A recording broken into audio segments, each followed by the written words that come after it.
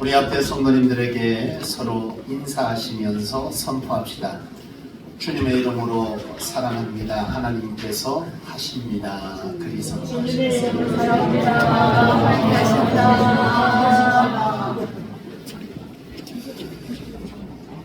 오늘 함께 받을 말씀의 제목부터 우리가 한번 보고 이 제목을 따라 무슨 말씀을 우리로 하나님께서 깨닫게 하시는지 그것을 염두하고 오늘 말씀을 듣기를 원합니다. 한번 제목을 함께 읽어보시겠습니다.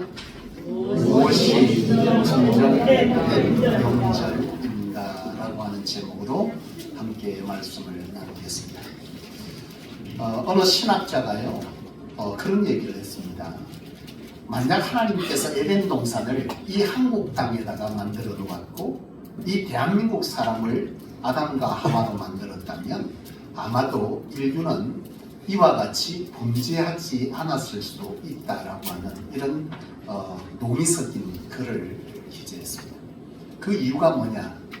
한국 남자들은 뱀을 좋아하기 때문에 뱀을 잡아먹었을 것이기 때문에 인간이 타락하지 않았을 것이고, 두 번째는 설령 하와가 그 꼬임에 넘어가서 남편 아담에게 말했다 할지라도 한국 남자는 아내의 말을 절대로 듣지 않기 때문에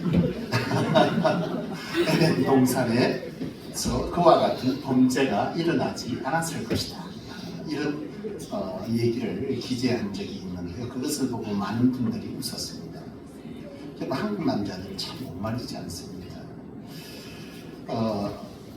한 여집사님이 신앙생활을 하면서 자기 남편이 예수 믿지 않는 것에 대한 것이 늘 기도의 제목이 된 것입니다. 사실 예수를 믿고 나면 가장 좋은 것이, 복된 것이 주님 만나는 일이잖아요. 그러니까 신앙이 제대로 들어가면 자신이 가장 사랑하는 사람을 신앙 가운데로 인도할 수밖에 없잖아요. 맞습니까? 그게 우리에게 기도 제목일 수밖에 없고 이 집사님에게도 기도 제목인데, 어떻게 해서든 남편을 전도하려고 하니까 이 남편이 원하는 것도 그 남편을 위해서 할 수 있는 모든 것들을 다 해주면서 죽기 살기로 참는 거죠. 어떻게 해서든 화를 낼 일이 있어도 화를 내지 아니하고, 또 어떠한 힘든 일이 있어도 그냥 남편에게 요구하기보다 그냥 내가 하지 싶어서 바쁘고 힘들고 때로는 가게 일을 보면서도 퇴근하고 나서 골프채를 들고 나가는 남편 뒤통수에다가 절대 말을 하지 않고 참은 거예요.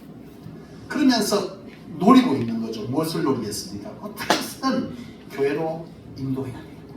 그래서 참고 참죠. 그렇게 참아가면서 그 때를 보고 있는데요. 하루는 비가 오는 겁니다.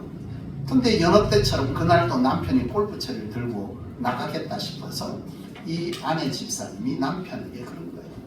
여보, 오늘 비가 오는데 비 오는 날은 보통 사람들이 공치는 날이라 그러잖아요. 그러니까 오늘은 저하고 교회에 한번 갑시다 그랬어요. 그랬더니 남편이 뒤도 안 보고 골프채를 메고 나가면서 그래 오늘은 공치기 좋은 날이지 이러고서 골프채를 들고 나갔다는 거예요. 여러분 참 못 말리는 남편이죠.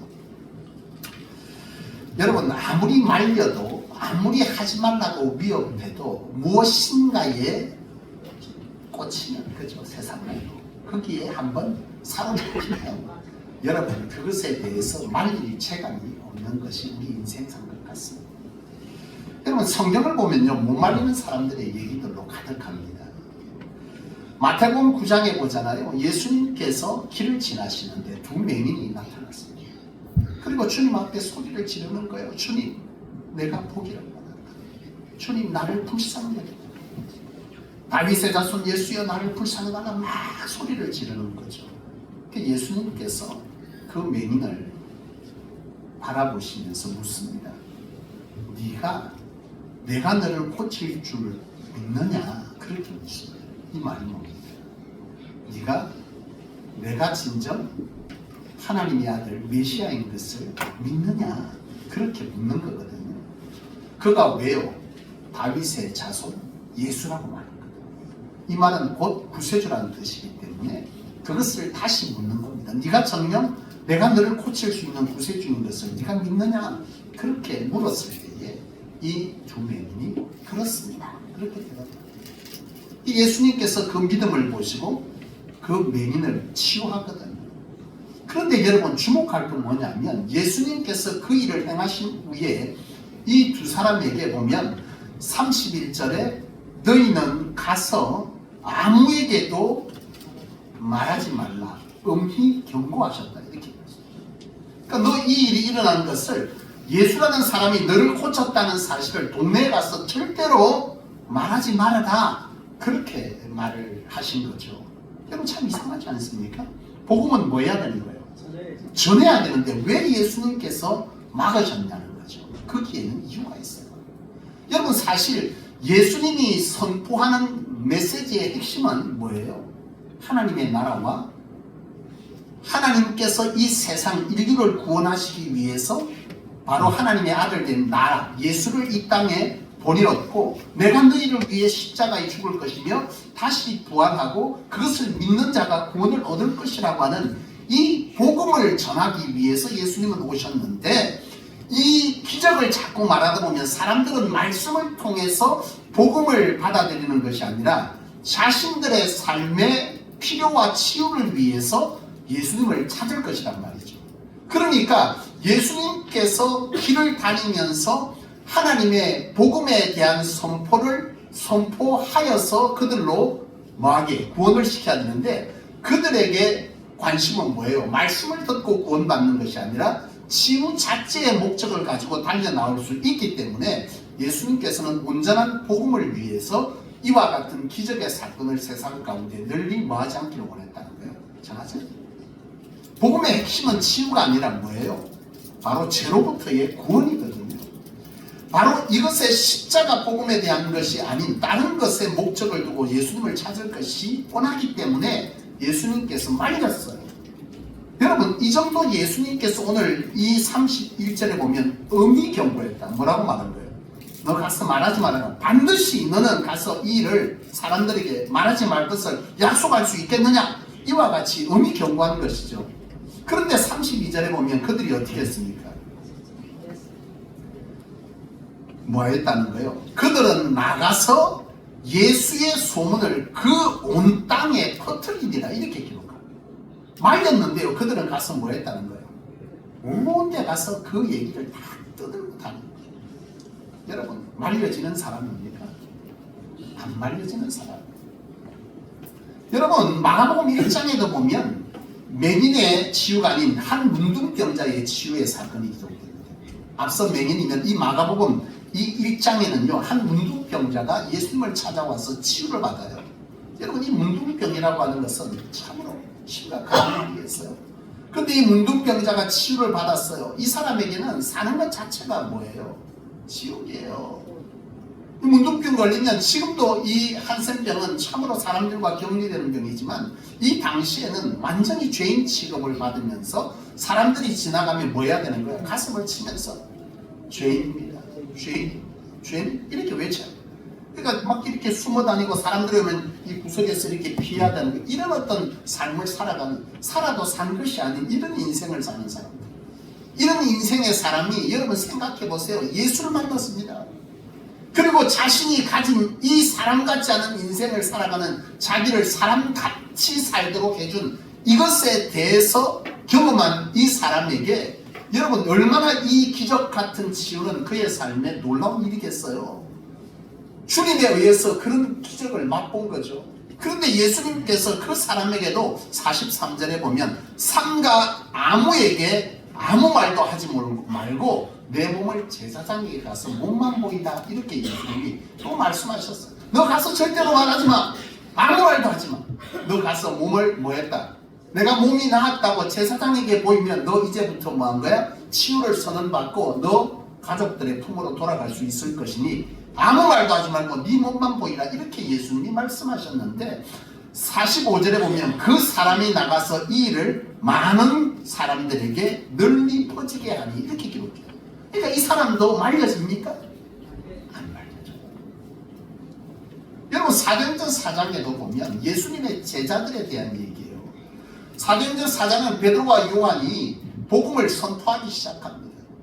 성령을 받고 오순절에 예수님 기도하다가 성령을 받은 후에 나아가서 예수 그리스도의 복음을 선포하기 시작하는데요. 세상이 요동하는 거죠. 세상이 요동하면 가장 심각하게 고민되는 사람은 그 시대에 정권을 잡았던 사람들, 종교 지도자들, 이런 사람들인데, 이 사람들이 베드로와 요한의 말을 듣고 사람들이 요동을 치니 이것이 실로 그들에게는 심각하게 거슬리는 행동인 거죠. 그래서 베드로와 요한을 불러다가 겁박합니다. 너 그거 말하지 마라. 그런 말을 하지 마라. 이렇게 경고를 하고 겁박을 하는데요. 그 겁박을 들은 베드로와 요한이 뭐라고 말을 하느냐? 베드로와 요한이 그렇게 말을 합니다. 너희의 말을 듣는 것이 하나님의 말씀을 듣는 것보다 옳은가 판단하라. 그러면서 그 뒤에 우리는 보고 들은 것을 말하지 아니할 수 없다. 내가 예수에 대해서 보고 듣고 경험한 것을 나는 도무지 말하지 아니할 수 없다. 견딜 수 없다. 왜요? 실로 그 복음은 절대 능력의 복음입니다. 아멘. 너희가 아무리 나를 겁박해도 나는 그걸 말하지 아니할 수 없어. 왜요? 그건 절대 진리의 복음이었습니다. 이렇게 사도들도 베드로와 요한도 같은 얘기를 합니다. 여러분, 겁박으로 말릴 수 있는 사람들입니다. 안 돼요. 오늘 본문을 보십시오. 오늘 본문은요, 누구의 얘기입니까? 바울의 얘기입니다. 바울이 복음을 전하다가 옥에 갇혔어요.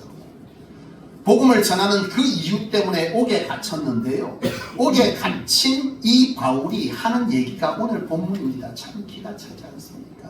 형제들아, 나는 아직 내가 잡은 줄로 여기지 않아요. 오직 한 일, 즉 뒤에 있는 것을 잊어버리고 앞에 있는 것을 잡으려고 표대를 당하여 그리스도 예수 안에서 하나님이 위에서 부르신 상을 위하여 나는 달려간다.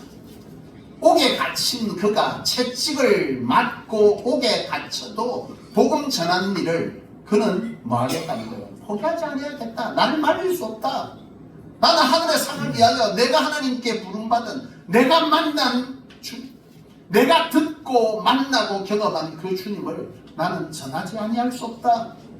나를 부르신 그 이유, 그 전함이 하나님 앞에 얼마나 큰 상인지 나는 알기에 그 전하는 것을 내 목표로 삼고 그 표대를 향해서 나는 뭐한다?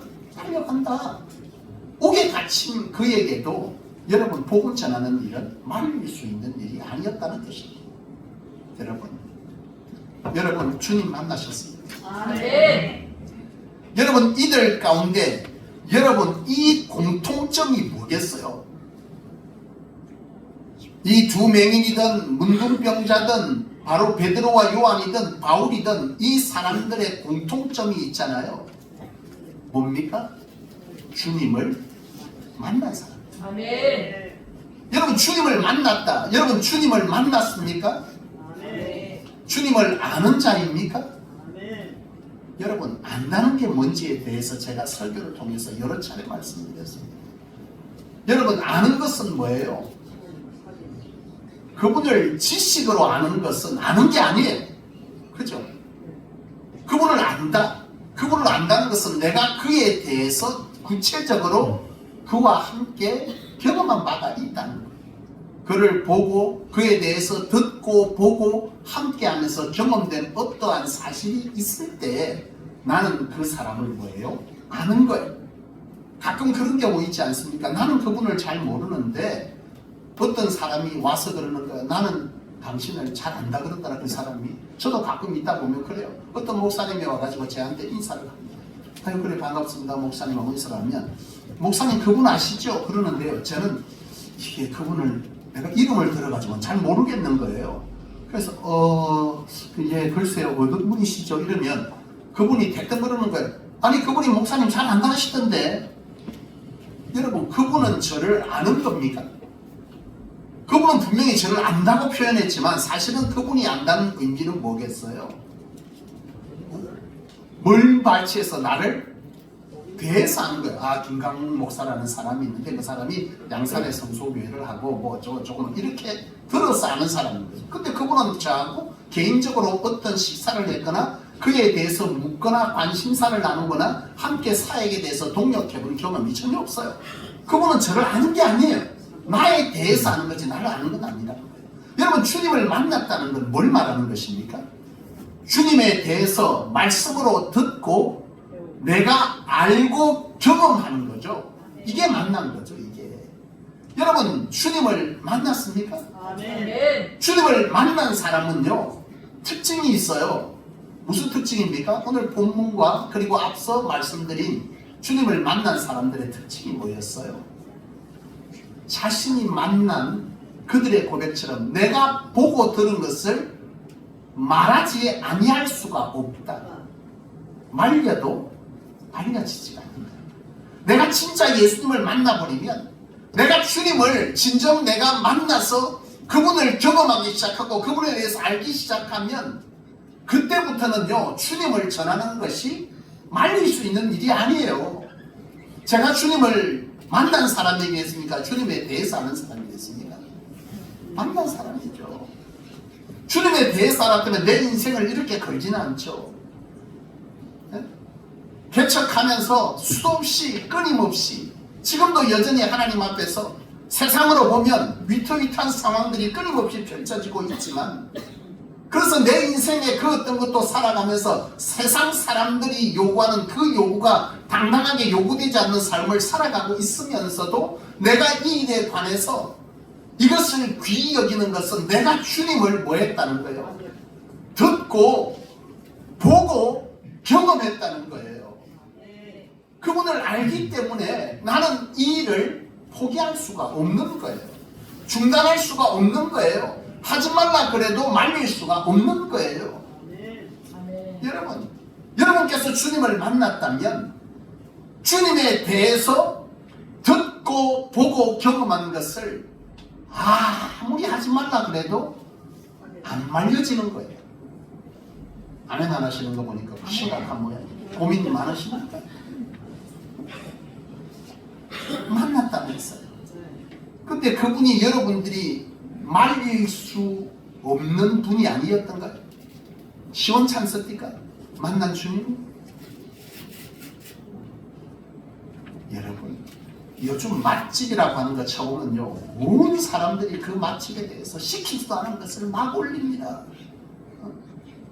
글 올려서 뭐하게요? 사실은 주인도 그 가게도 덕이 되지만 그 조회수를 많이 올리면 이 올린 사람도 득이 되거든요. 요새는 사람이 돈이 되는 시대거든요. 자기가 어떤 글을 올리거나 블로그를 올렸을 때 사람들이 몇천 뷰, 몇만 뷰, 몇십만 뷰, 백만 뷰, 천만 뷰 넘어가면요, 이 천만 뷰가 넘어가기 시작하면 여러분들이 생각하는 액수가 아니에요. 그 시간이 길면, 예를 들어서 그 가게에 대해서 한 20분 정도 글을 올렸어요. 근데 그게 천만 명이 리뷰를 그 글을 열었잖아요. 그럼 그 액수가요, 한 달에 억대로 들어옵니다. 엄청난 돈이 들어오거든요. 그러니 사람들이 여러분 뭐 하겠어요? 한단 말이에요. 근데 여러분, 그걸 올릴 때 내가 뷰수를 올리기 위해서는 자기 안에 뭐가 있어야 되겠어요? 가끔 그런 경우 있었어요. 제가 그전에 우리 부목사님하고 식당에 한번 가면서, 내가 주로 식당에 갈 때 제가 찾아서 가는데 한 번은 늘 찾아가는 것도 내고 돈도 내고 내가 내고 좀 억울해서 미리 이제 그 목사님, 부목사님 보고 식당 좀 찾아봐 그랬어요.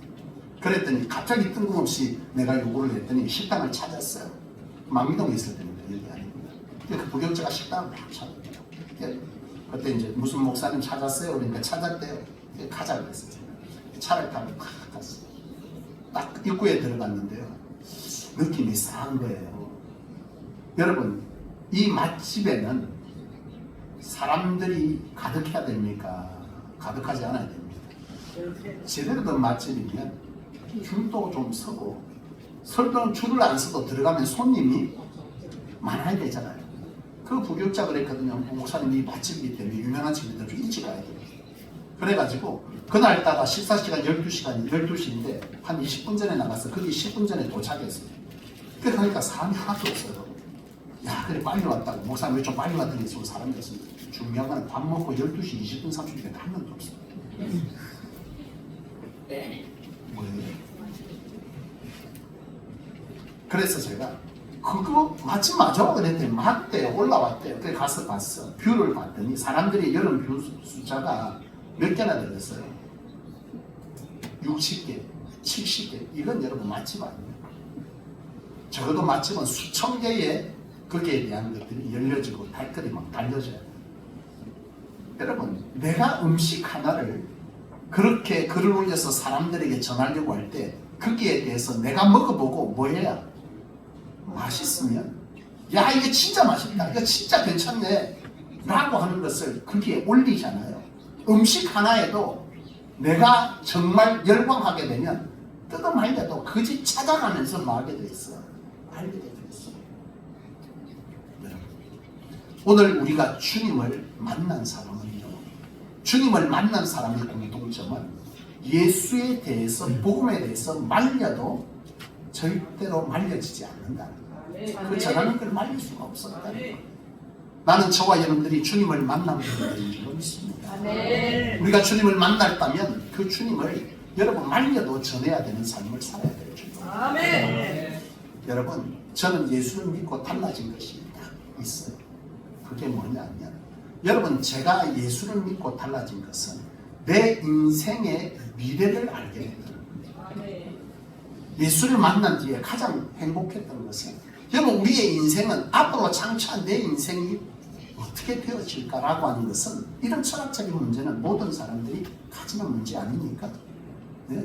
대충 살다가 죽으면 끝이지, 이렇게 사는 분들 계세요? 아마도 저쪽 바깥 동네는 있을지 몰라도 여기 예수 믿는 저와 여러분들은 그런 생각 안 하고 살지 않아요? 그랬으면 예수 믿을 필요가 없지 않겠어요? 아, 그래도 중요합니까? 이 땅에서 사는 동안 더 잘 살아야 되니까 예수가 필요합니까? 근데 여러분, 우리가 궁극적으로 주님을 믿고 나서 내가 알게 된 사실은 우리의 인생에는 영혼이 있고 그 영혼의 세계는 영원하다라고. 나는 죽고 분명히 태어났으면 죽는 것은 여러분 너무나 당연한 진리인데, 죽음 이후에 내 인생의 시간이 어떻게 열려질 것이라는 것을 알게 된 것은 내가 예수를 믿고 가장 신비하고 행복한 것 중에 하나였어요. 아, 내가 죽어도 내 인생의 미래는 이와 같이 하나님의 나라에 가는구나. 그곳에서 이와 같이 신음하고 죄로 인해서 우리의 인생에 드리워진 이 신음과 두려움과 막막함이 아닌 주님과 더불어서 이 세상이 줄 수 없는 평안으로 가득한 그 시간의 영생의 시간을 내가 들어가며 사는구나. 이 땅에 내가 좀 고난이 있고 이 땅에 내가 좀 힘들어도 그 주님과 영원한 세상을 살 수 있다면, 이라고 하는 이 문제가 해결되어지니까요, 예수 믿고 나서 행복해진 거예요. 아멘. 두 번째는 뭐냐면, 내가 예수를 믿으면서 살아가면서 이 땅에 살면서 가졌던 목적과 목표가 가치 있는 것으로 바뀌었다는 거죠. 그전에는 여러분들, 내가 예수를 믿고 하나님의 나라를 알기 전에 이 땅에 살아가는데 목표와 목적은 어디에 있겠어요? 이 땅의 것에 있지 않겠습니까? 돈을 잘 벌고, 여러분, 그리고 더 많은 지식들을 얻어서 내가 좀 더 이 땅에서 영향력을 미치는 인생을 살아야겠고, 더 좋은 사람을 만나는 것이 내 인생의 목적이고 목표였어요. 내가 좀 더 이 땅에서 잘 살기 위한 목적을 가지고, 내가 이와 같은 사람을 만나는 목표를 잡고, 이와 같이 공부해서 여기까지 이르리라는 목표를 잡고, 내가 돈도 벌어서 이런 인생을 살아보리라는 이런 목표도 잡는단 말이죠. 근데 여러분, 이것이 여러분 얼마나 가치 없는 것인가를 사도 바울이나 예수를 만나서 영생에 대한 영의 시간을 알게 되면, 이건 진짜 가치 없는 거라는 걸 알게 돼요. 왜냐하면 여러분, 이것이 언제 드러나집니까? 늘 제가 말씀드리지만은, 우리가 실상이라고 만지고 있는 이 실상이 어느 순간 뭐가 되겠어요? 허상이 되는 때가 옵니다. 이건 작아지지 않는 때가, 내가 죽는 순간 이 실상은 허상이 되고요, 살아있을 때 허상처럼 느껴졌던 그 하나님의 나라와 영의 세계는 실상이 되는 순간이 온다는 거죠. 아멘. 여러분, 이 땅에서 가치 있다고 여겨지는 그것을 어느 순간 다 놓고 우리가 갈 때는 가야 된다는 거예요. 그것이 가치 있게 여겨집니까? 그 가치가 어느 순간 정말 가치 없는 것이 되는 순간을 우리는 수없이 봅니다. 수많은 하나님 앞에 부름받는 사람들을 통해서 그분들의 마지막을 보면 여러분, 아무것도 가져갈 게 없어. 과거에 여러분 우리 역사에 보면 사람들이 죽을 때 눈에다가 동전을 이렇게 붙여줘요. 그거 왜 붙여줘요? 네? 노잣돈 죽어서 그 영혼이 갈 때 노잣돈 하라고 눈에다가 동전 2개를 이렇게 딱 붙여줬거든요. 가져가요? 줄 수 있는 게 노잣돈 2덩어리밖에 안 돼. 2동전밖에 안 돼. 근데 그것도 못 가져가요. 그때 축 차고 우리는 뭐합니까? 그거 가져보겠노라고. 그거 누려보겠노라고. 악착같이 살았고 갈 때는 노잣돈 2개 얹어도 그것도 못 들고 가요. 여러분 이것이 가치입니다. 내가 예수를 만나 달라진 것은 바로 그런 가치의 변화라고 하는 것이죠. 하나님이 필요로 하시면, 하나님이 원하시면, 주의 복음을 위해서는 여러분 그 어떤 순간에 하나님을 향해 들임에 되는 것이 여러분 그때는 아무것이 아니더라고요.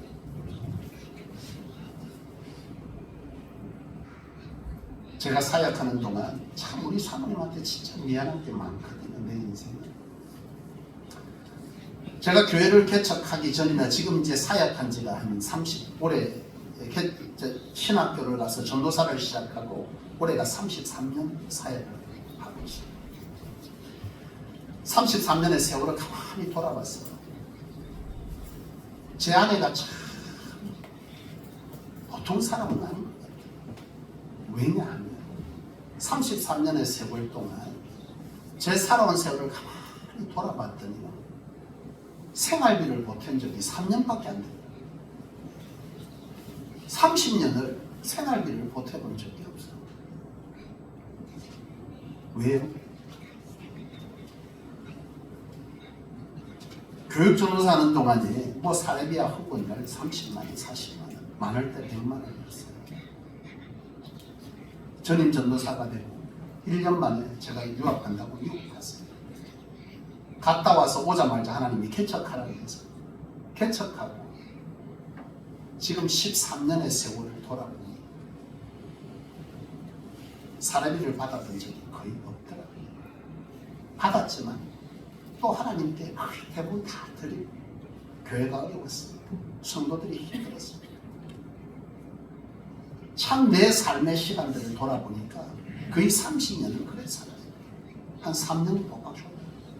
내 같았으면 절대로 안 살겠는데 우리 사모가 함께 사는 이유는 나와 동일한 이유인 줄 믿습니다.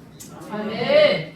하나님의 나라의 가치, 영의 세계의 가치, 그것을 귀하게 여기는 그것이 목적과 목표가 되어질 때 여러분 그렇게 사라지는 것이죠.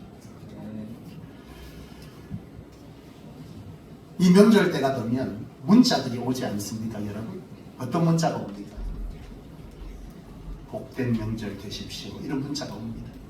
저도 오늘 아침에도 새벽에도 또 한 글로 복된 명절. 여러분 진짜 복된 명절이 뭐겠습니까?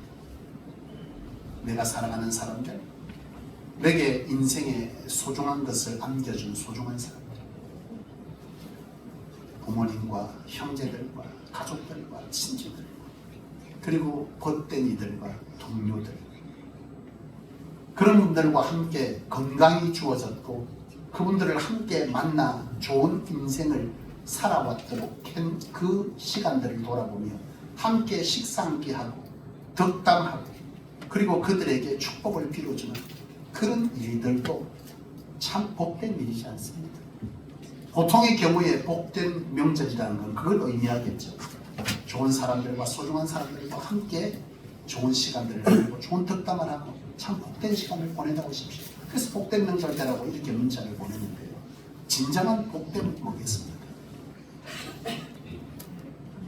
이 땅을 살아가며 가장 여러분들에게 복된 것은 바로 예수 그리스도를 만나서 우리의 인생의 목적과 목표가 참 가치 있는 것으로 설정되어 그 시간을 살아가고 있는 것이 가장 복된 것인 줄로 믿습니다.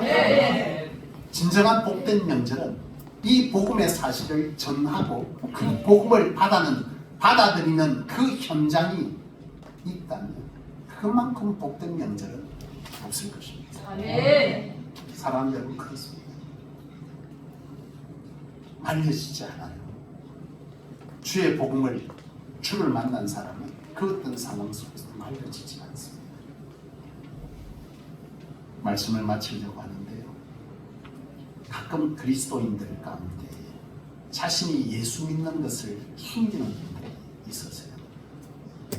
또 기도도 식사할 때 안 해요. 자신이 그리스도인 크리스찬이라는 걸 말하지 않습니다.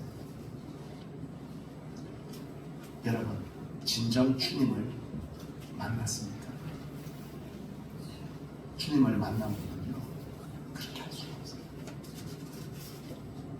진정 주님을 만나는 은혜가 여기 예배하는 모든 분들에게 있기를 소망합니다. 아멘. 주님 만나요.